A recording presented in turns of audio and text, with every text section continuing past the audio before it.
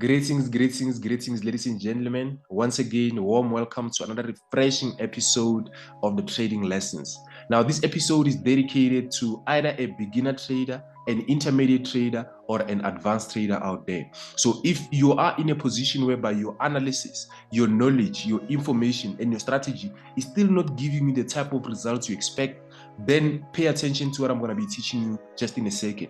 This strategy, it's simple, but it's mostly effective. So the first thing that you gotta do every time you make your analysis, you gotta ensure that you determine your main trend channels. Then, by the way, first thing first is, what is a trend? Before you can figure out a channel of a trend, you gotta understand what a trend is. A trend, in fact, especially a trend line, simply refers to a bounding line on the price action. A bounding line on the price action. That's the simplest way to actually define what a trend really refers to.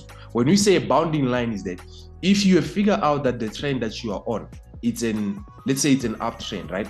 So if you figure out that the trend that you're on is an uptrend, on an uptrend, remember, the trend is going to move in terms of averages. I'm going to just show you in a second what I mean about it, right? Some of you already figure out what I mean, but I'm going to explain.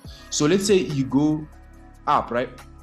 And let's say it's an uptrend, and then your price keeps on coming back, creating highs and then creating lows, creating highs and creating lows, creating highs and creating lows. Even though sometimes the trend can be broken down a little bit, but as a bounding line, eventually prices to make it back within the trend. So if a trend is a solid and a strong trend, it has to be bounding the price regardless of the highs and the lows that it creates. If it's an uptrend, price should never make it below the lower trend or the trend below, because it's supposed to be bounding the line. Now, the other thing you should take into consideration about the trend is that a complete trend can never be complete without at least having about 3 touches. So if it's an uptrend, it has to have about 3 touches below on any time frame that you're using before it can be a solid trend. So that is just the basis about a trend. First, it's a bounding line. Secondly, it has to have at least about 3 touches, right? Now, how do you even figure out a strong trend on the market? Because not all the trends that you find will be the strongest trend. How do you determine the strongest trend? You determine that by doing what you call a top-down analysis. You start your analysis on the biggest time frame. And for me, what I've noticed so far, the most important time frames which are big, it's actually your weekly time frame, your daily time frame. Yeah, so your weekly and your daily are actually the biggest time frames you should be. Whenever you're drawing your trends, or whenever you're looking for a trend channel, do it on your weekly and then also do it on your daily. That's where it's going to be the strongest one. The channel and the trend that you figure out, the market more often correspond to the weekly and the daily channels. So price action. We said the second step of determining your trend channels is your price action. What I mean about that, so let's say you are making up an analysis, right? You're making up an analysis and then you figure out that, let's say, your trend is actually in a channel. Now, it can happen that your price was moving in this shape and form. Let's say it's coming from an above, creates a low, and then from there onwards, it starts creating a support right here, right? The pattern can be in any shape or form. Maybe perhaps you find an inverse head and shoulder or a double bottom pattern, something similar to that, right? And then your price starts to push up. Then it comes back, touch for the second time, keep on pushing, comes back for the third time.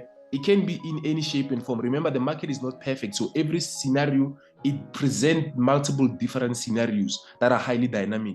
So you just have to figure out that you determine the patterns, right? So what happens is that if you figure out a strong channel, if it's on a 4 minutes or 5 minutes time frame, or it's on a 4-hour time frame or on a 1-hour time frame, there is a possibility that a channel like this could be evident on a small time frame, like a 1 hour. If you're using a 1 hour, like most of you do, you can find the channel like this. But that doesn't mean that is actually the main trend channel that you should be trading towards. Because the basis about a trend channel, this is the key takeaway, is that you should always trade in the direction of the channel. So if you are figuring out a channel similar to the one that I've drawn here, but you are figuring it out on a 4 hour or on a 30 minutes or on a 1 hour, there is a possibility that on the grand scheme of things, let me show you this.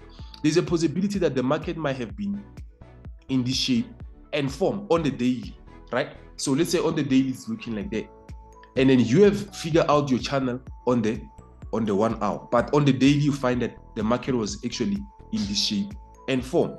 Okay, let me put this one a little bit up there because it's moving with my stuff. And then yeah, we're gonna put the lower line over here, and then we're gonna try to adjust the one above. Which one is this one? Okay, let me just erase this, and then let's get this one over here.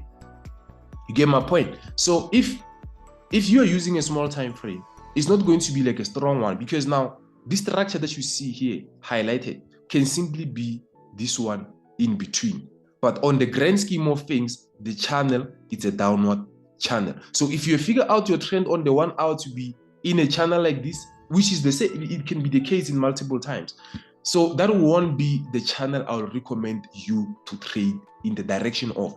Only when you figure out a channel similar like this on a weekly, on a daily, you can trade in the direction of that channel. I once gave a very powerful setup on the pound